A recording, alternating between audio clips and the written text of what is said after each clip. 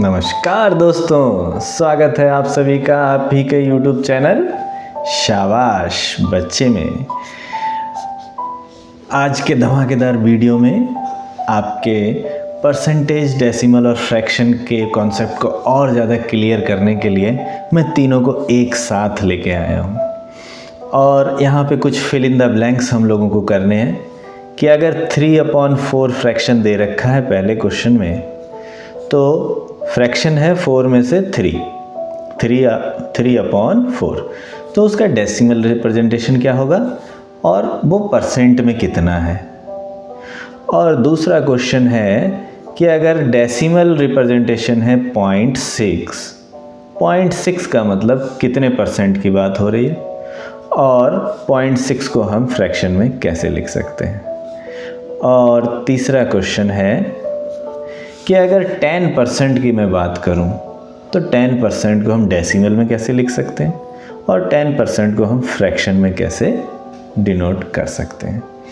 और इन दोनों को आपस में चेंज करना हम पहले भी सीख चुके हैं, फ्रैक्शन को डेसिमल में और डेसिमल को फ्रैक्शन में। इनके लिए मैंने अलग से एक वीडियो बना के डाल दिया है। अगर आपको और ज़्यादा क्लियरिटी चाहिए तो उस वीडियो को जा करके देख सकते हैं। फिलहाल इस वीडियो का टॉपिक शुरू करते हैं। फ्रैक्शन दिया है 3/4, अगर हमें डेसिमल में चेंज करना है डायरेक्ट तो हम 3 को 4 से डिवाइड कर देंगे। और जब हम 3 को 4 से डिवाइड करेंगे तो क्या आएगा, 4 के टेबल में 3 तो आ नहीं रहा, पॉइंट लगाया, 0 बढ़ाया, 4 7 जा 28 और फिर बचे 2 और 4 5 जा 20, यानी कि 0.7 और 5, और ये यहीं पे पूरा डिवाइड हो जाता है, यानी कि टर्मिनेट हो जाता है। डेसिमल के बाद 2 डिजिट के बाद 3/4 ख़त्म हो जाता है। ये तो हो गया डेसिमल में। और इससे इसमें कैसे चेंज करना है वो हम इस वाले में देख लेंगे, और वैसे भी पहले वीडियो में मैं समझा चुका हूँ। अच्छा, अब इसको हमें डेसिमल में परसेंट में कैसे लिखना है। यहाँ से तो सीधे सीधे दिखाई दे रहा है ये 75% हो गया, और यहाँ से करना चाहें तो भी मल्टीप्लाई बाय 100 तब भी 75 आ जाएगा, और यहाँ से भी करना है तो मल्टीप्लाई बाय 100, यानी कि डेसिमल 2 डिजिट इधर चला गया 100 से मल्टीप्लाई करने से, तो क्या हो गया ये 75%। अगर हमें यहाँ से या यहाँ से परसेंट निकालना है तो मल्टीप्लाइड बाय 100। ठीक है, आसान है। यहाँ पे भी अगर हम मल्टीप्लाइड बाय 100 करेंगे तो क्या आ गया 60%। और इसको हमें फ्रैक्शन में चेंज करना है, भले से हम यहाँ से करें या यहाँ से करें, फ्रैक्शन में चेंज हो जाएगा। इनके आगे हमें परसेंटेज लिखना है तो ऐसे साइन लगा दिया। इसी को क्या कहते हैं, परसेंटेज का साइन कहते हैं। इसको हम क्या पढ़ेंगे 60%। अब ये जो 0.6 है इसको फ्रैक्शन में कैसे चेंज करेंगे ये हम पहले बात कर चुके हैं। 0.6 एक ऐसे साइन लगाया, पॉइंट के नीचे 1, बाकी डिजिट्स के नीचे 0 और डेसिमल गायब हो गया। तो इसे हम 6/10 भी लिख सकते हैं, लेकिन इसे और थोड़ा सा छोटा करना चाहें, सिंपल करना चाहें तो वो भी कर सकते हैं।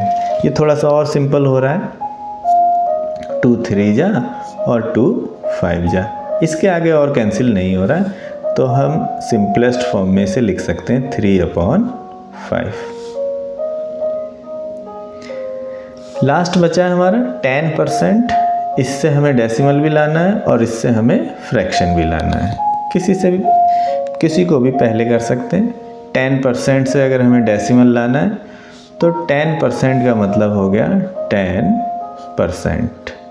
परसेंट का मतलब नीचे 100, 10% का मतलब 100 में से 10। तो अगर हम इस 10 को इस 100 से डिवाइड करेंगे तो क्या आ जाएगा, या 0 से 0 कैंसिल कर देंगे, 1 को 10 से डिवाइड करेंगे तब भी क्या आएगा 0.1।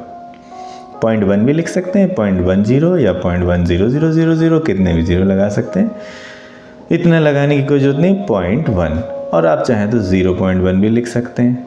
इस 0 का मतलब भी यहाँ पे सिर्फ 0 ही है, पॉइंट के बाद 1।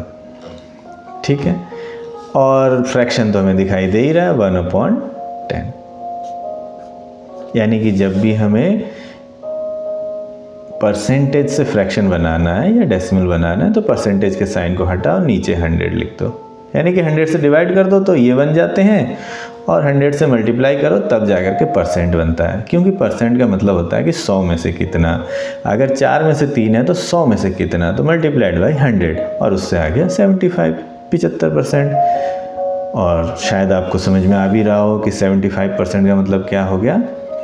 4 हिस्से करके उसमें से अगर हम 3 हिस्से ले लेते हैं, एक छोड़ देते हैं, तो ये 75% है और ये 25% बचा हुआ है। इसी को हम 3/4 भी बोल सकते हैं और इसी को हम 0.75 बोल सकते हैं। ठीक है, तो कैसा लगा आज का ये छोटा सा वीडियो, कमेंट करके बताइएगा। मिलते हैं नेक्स्ट वीडियो में, तब तक के लिए शाबाश बच्चे।